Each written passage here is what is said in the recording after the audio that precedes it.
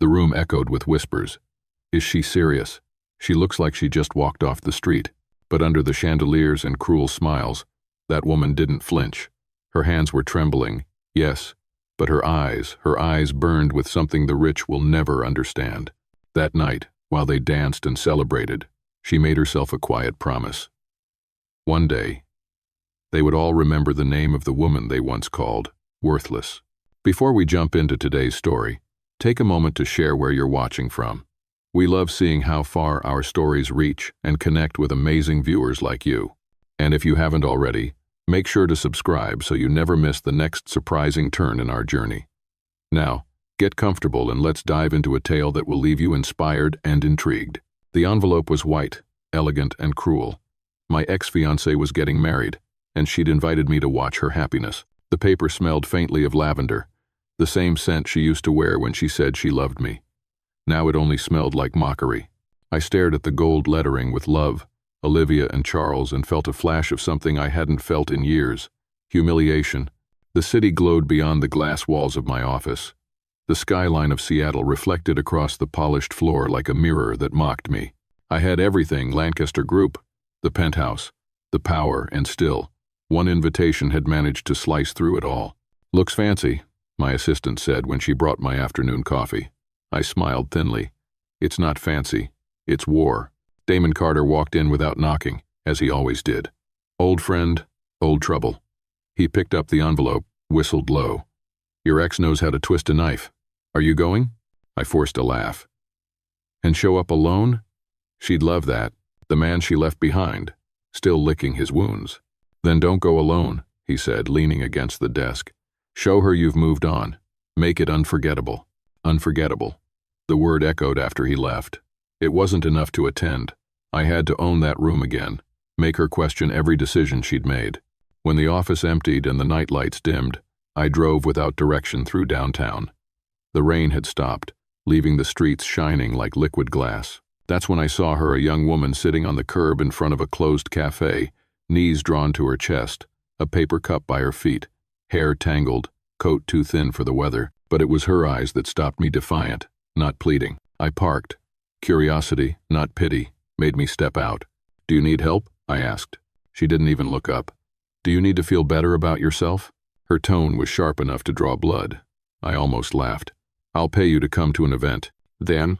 That made her glance up, one eyebrow raised. "An event? What am I, your charity project or your revenge weapon?" "Maybe both." She stood, brushing dirt from her skirt. "Then I choose to be neither, but I'll come. Only because I want to see what kind of man needs to buy company." The way she said it, like she'd already seen the worst kind, made something twist in me. I opened the car door. She hesitated only a second before sliding in. As the city lights streaked across the windshield, I caught her eyes in the rearview mirror. Calm. Unafraid. Like she knew exactly what she was doing. I thought I was the one in control. I didn't realize she'd already started the game. I told myself it was a transaction, a statement, a chance to wound Olivia the way she'd wounded me. But as the car moved through the silent streets, a strange feeling crept in, something dangerously close to curiosity. I thought I'd found someone to make a statement. I didn't know I'd just met the woman who would undo every wall I'd built. The woman in rags didn't ask where we were going, she simply looked out the window, as if she'd already been everywhere I thought was exclusive. Her reflection in the glass was unreadable. Too calm, too knowing for someone who should have been nervous. The city's evening lights slid across her face like passing ghosts. When we stopped in front of the salon I always used for business galas, she didn't even blink. Inside, the place smelled of expensive perfume and confidence. "Change everything," I told the stylists. She gave a short laugh. "That's what men always say when they're trying to hide who they really are." The staff exchanged glances, unsure whether to laugh or bow. But within minutes, they obeyed. Hair, makeup, wardrobe, every inch of her transformed under their hands. I watched from the waiting area, expecting fear, awe, or at least gratitude. Instead, she sat with her eyes half closed, relaxed, as if she'd done this 1,000 times before. "She's not impressed," one stylist whispered. "She's been here before," another said. I frowned. That wasn't possible. But when she finally stood and turned toward me, I almost didn't breathe. She didn't look transformed. She looked restored. The dark waves of hair framed a face that belonged to another world entirely, one that remembered how to hold its chin high. "You don't look surprised," I said quietly. "Because I'm not. Most people would be impressed. I've seen worse prisons dressed as luxury." I laughed, though something in her tone unsettled me. "So you've been here before?" Her gaze drifted toward the mirror. "Long enough to know what ruins a man like you." The sentence landed like a slow knife. I wanted to ask what she meant, but pride stopped me. Later, when the salon emptied, I offered to drive her to the hotel I'd arranged. The ride was silent except for the hum of the engine. When we stopped, she reached for the handle but paused. "You think you're using me," she said without looking at me. "But the truth is, you just needed someone who isn't afraid to look you in the eye." Then she stepped out, her silhouette vanishing into the marble-lit lobby. For the first time in years, someone had left me speechless. I sat there, fingers still on the steering wheel, watching her disappear into the elevator's mirrored doors. I told myself it was curiosity. That was a lie. It was the first crack in the armor I'd built around my pride. People say revenge is best served cold. They've never walked into their ex's wedding with someone the world thinks doesn't belong there. The moment we stepped through the marble doors of the Fairmont Olympic, every eye turned toward us. Chandeliers glittered like stars, too cruel to burn out. The air smelled of champagne and pride. Olivia always did have a talent for spectacle. I wore the same kind of tuxedo she'd once chosen for me, a reminder that some ghosts can be dressed up. But it wasn't me they looked at. It was her, Isabella. In a black velvet gown that caught the light like night swallowing gold, she didn't look like a guest. She looked like a question no one could answer. Flashbulbs exploded when she stepped from the car. People whispered, a ripple of judgment cutting through the music. Who is she?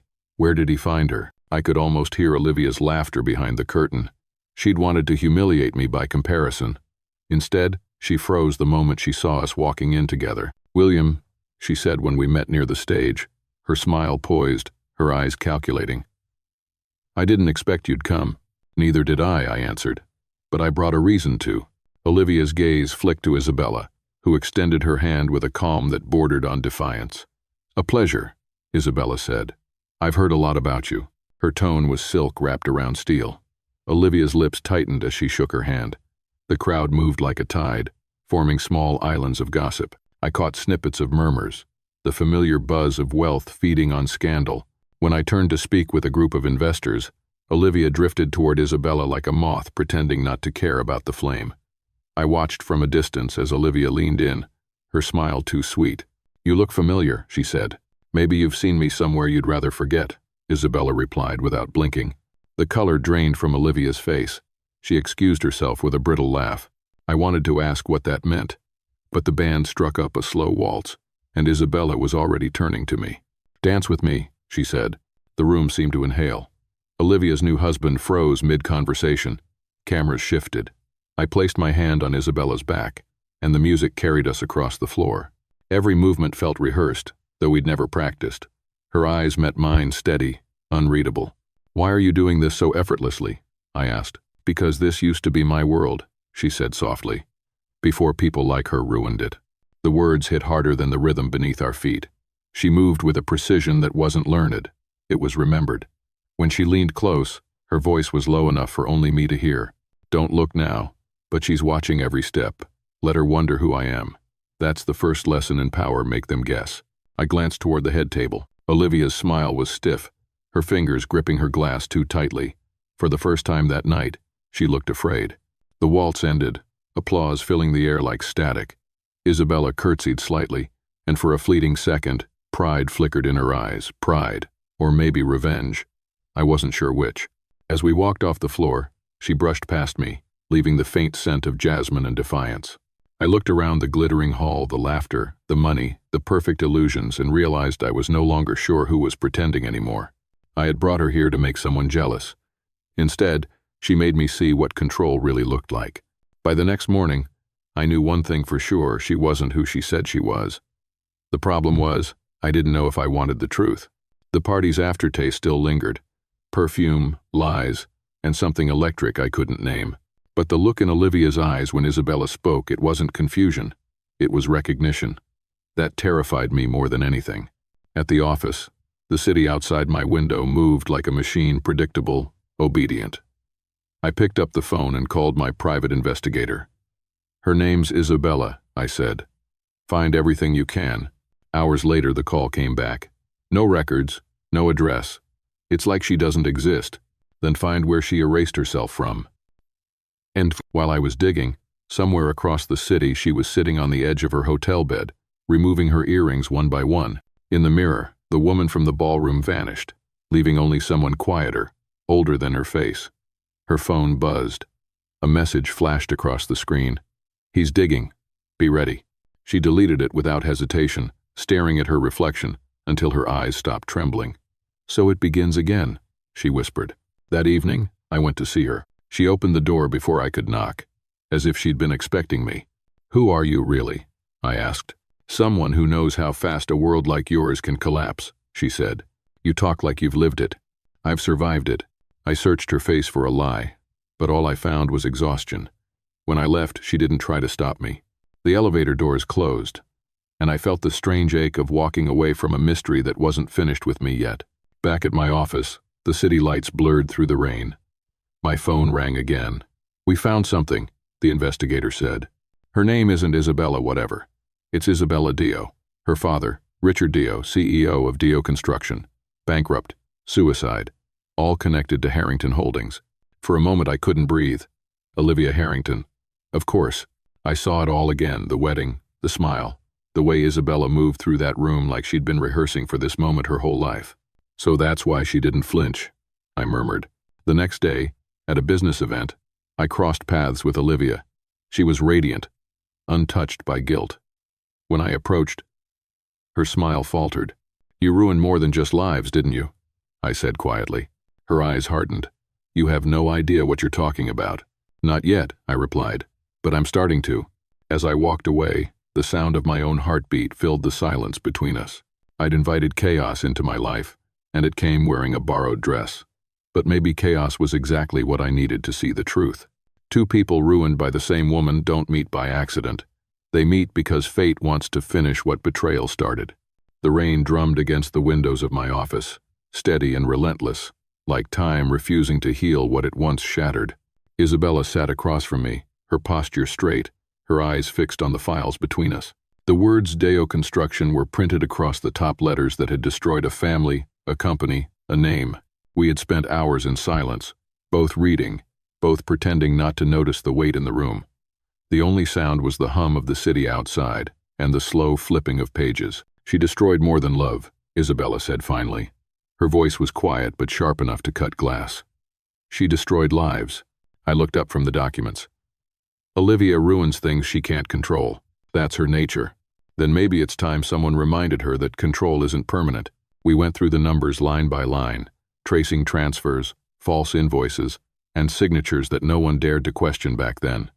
Every trail led to one name, Harrington Trust. It was a shell company, a beautiful lie, the perfect graveyard for stolen wealth. When I looked at Isabella again, her expression was unreadable.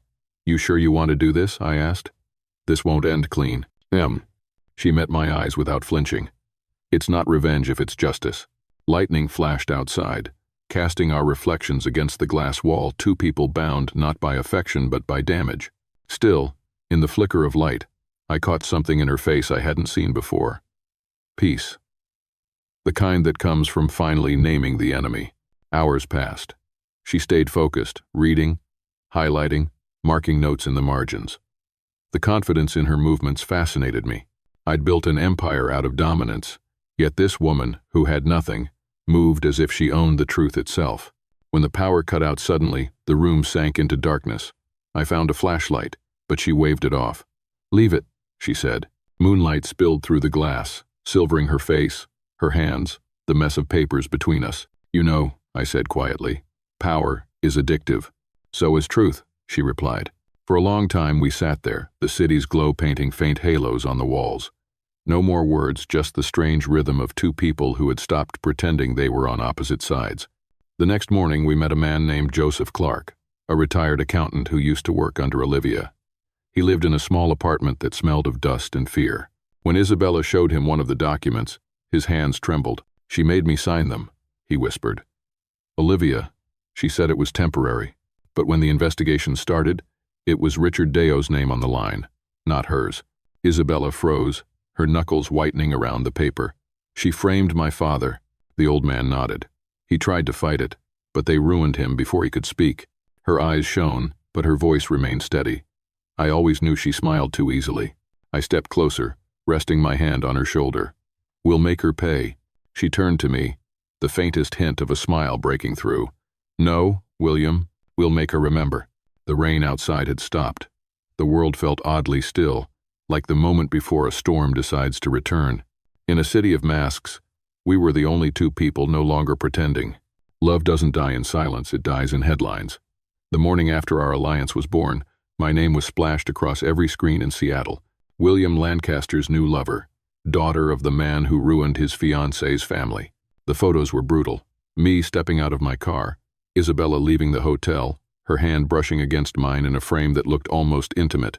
The story painted her as a manipulative heiress seeking revenge, me as the fool she seduced. When I walked into the office, people avoided my eyes.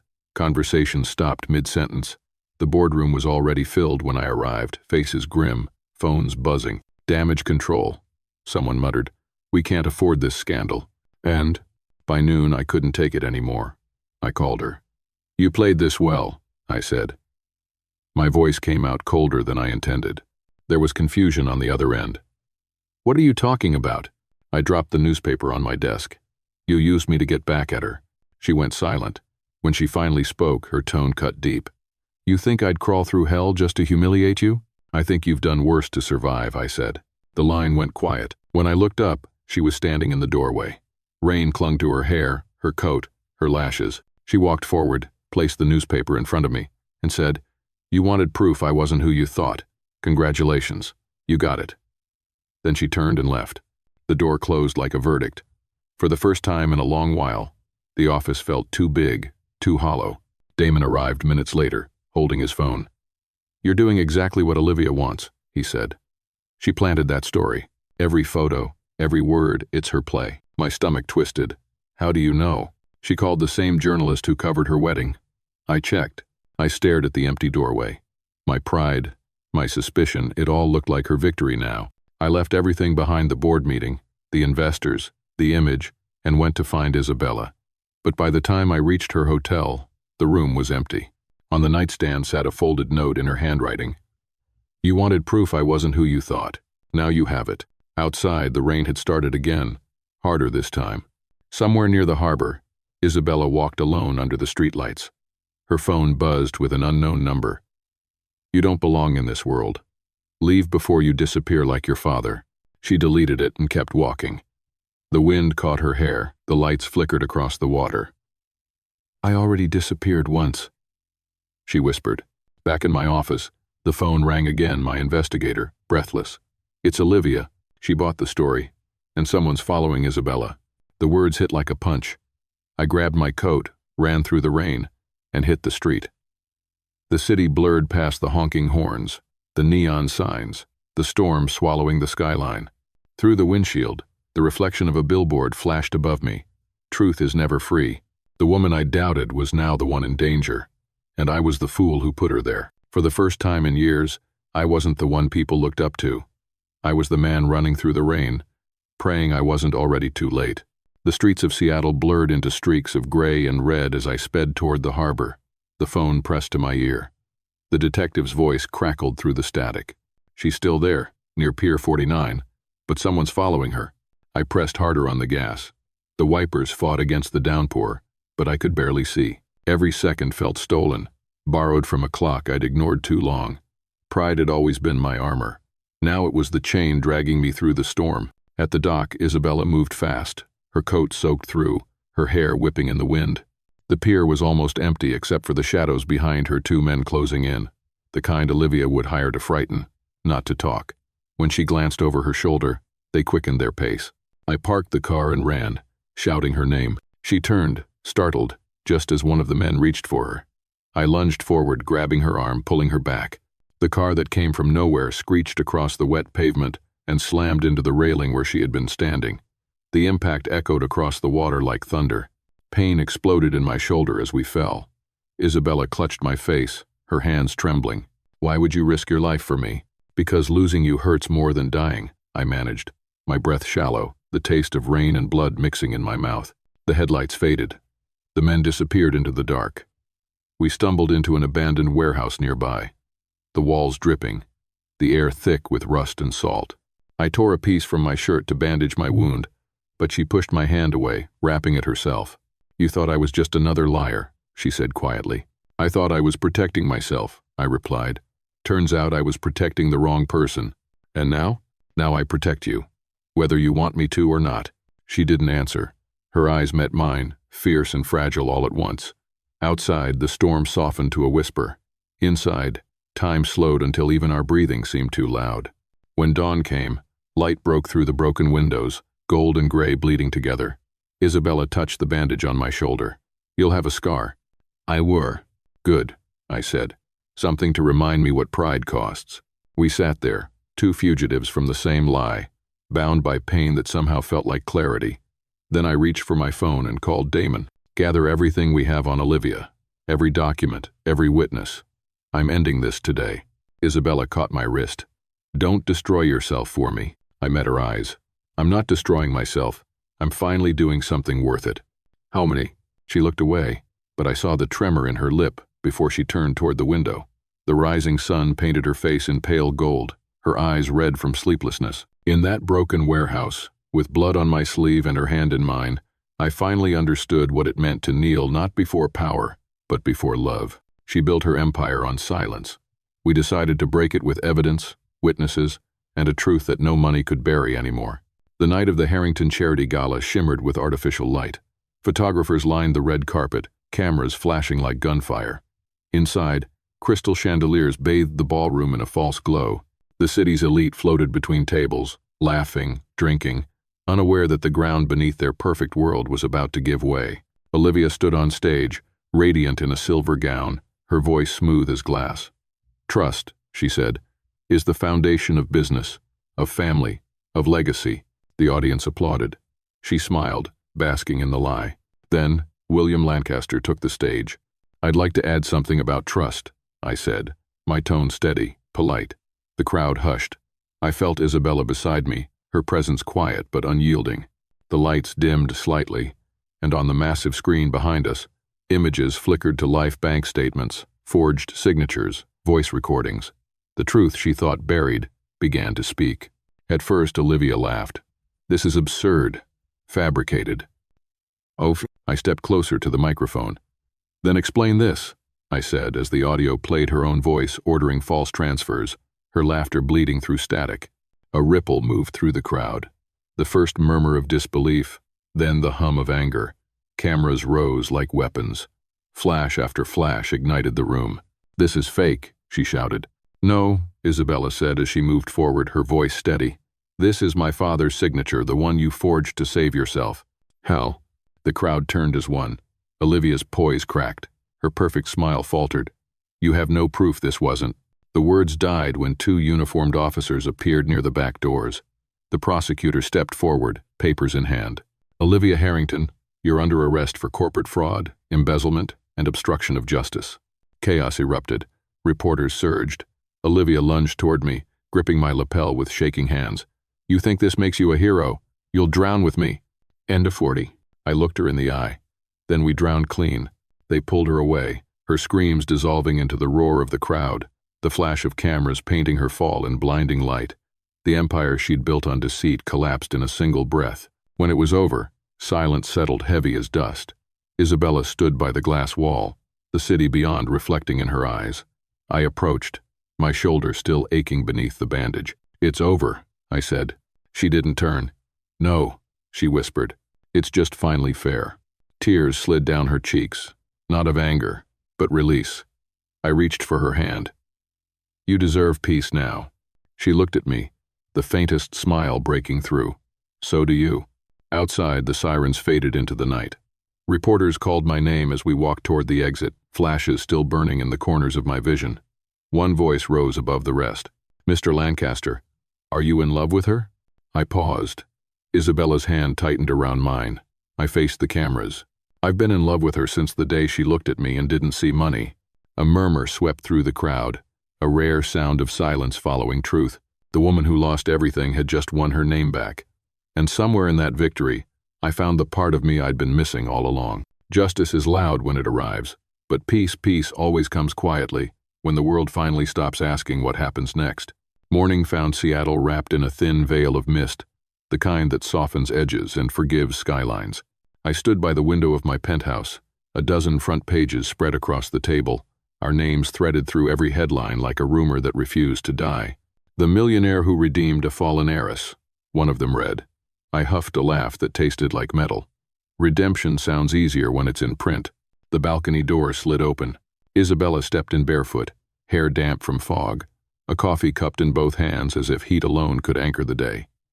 "They always turn pain into headlines," she said. "Do you regret any of it?" I asked, eyes still on the paper I didn't want to read. "Only the parts I didn't choose." "Like me?" She let the question hang there between us. "Like loving you when I didn't plan to." We didn't rush toward that sentence. We let it breathe. Outside, a gull cut through the haze with a single clean cry. "Come with me," I said. "Somewhere the city can't follow." We drove until the concrete loosened its grip and the road bent toward water. A skinny beach waited at the end of a dead-end lane. The kind of place only locals remembered weathered driftwood, long grass leaning with the wind, waves folding themselves over and over as if rehearsing how to begin again. We walked without speaking. Pebbles clicked beneath our shoes. The air smelled like salt and clean endings. "What happens now, William?" she asked, tucking hair behind her ear the way she did when something mattered. "We stop surviving and start living." She smiled, small and real. "That sounds terrifying." "Good," I said. "It means it's real." We stayed until the sun sank and everything turned copper. I built a fire from driftwood and stubbornness. She sat close enough to feel it, but not close enough to break whatever quiet had gathered between us. When the last of the light fell into the sea, we drove back to a rented cottage that faced the water, a place so simple it made honesty feel possible. Sometime after midnight, I woke to the sound of the tide and found sleep had left her too. She padded out to the porch, a blanket over her shoulders, the horizon a thin line of dark. I joined her and sat on the steps, shoulder to shoulder, the boards cool beneath us. "I spent my whole life building walls so no one could hurt me," I said. "But the truth is, I was already bleeding inside them." She turned, the blanket slipping so she could place her hand on my shoulder, exactly where the scar would form. "Then let's start with no walls." Something in me loosened tension that had fought through years of deals and rooms and masks. My eyes stung and I let them. She didn't look away. The ocean kept talking in low syllables that only made sense if you stopped trying to understand them. We didn't make promises we couldn't keep. We made one we could. No more pretending. She tucked herself against me and I felt her exhale all the way down. The world didn't explode or applaud. It simply widened enough to fit us. When dawn finally arrived, it didn't announce itself. It seeped. The line of the sea brightened, and the cottage filled with the pale kind of light that forgives what came before. I brewed coffee while she traced the grain in the kitchen table with her fingertip like she was reading a map. We ate toast too crisp and oranges too sweet. We stood at the sink, two people whose names had been dragged across televisions, and decided to give our lives back to ourselves. We drove home late, windows down, silence comfortable, hands finding each other in the middle.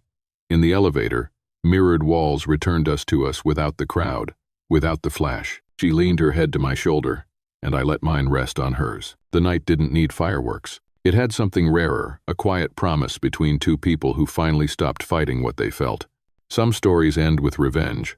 Ours ended with a door opening a place to belong, at last. A year later, the ocean had a new address in our lives. A weathered house on the Oregon coast with floorboards that sang when you crossed them and windows that framed the horizon like a moving painting. We kept the furniture simple, the mornings earlier than the news, the evenings honest. Dio and Lancaster Consulting lived above a bookstore 2 streets from the water. The sign was hand-painted and a little crooked, which felt right. Isabella filled the rooms with people who were hungry and unafraid kids straight out of school. One woman restarting after a layoff, a veteran who understood risk at a level spreadsheets can't hold. I watched her teach them what numbers can hide and what truth can heal.